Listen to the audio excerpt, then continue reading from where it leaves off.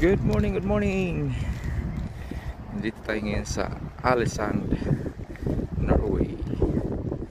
So nandito ako ngayon sa tuktok ng bundok kung saan noong unang panahon ay sinasabi nilang nasunog daw ang mga bahay dito sa loob lamang ng one night. So ngayon wala, pinagbawalan naman tayo ng bahay gawa ng ang hirap nga pag may emergency. So nandito ako sa nakatuktok.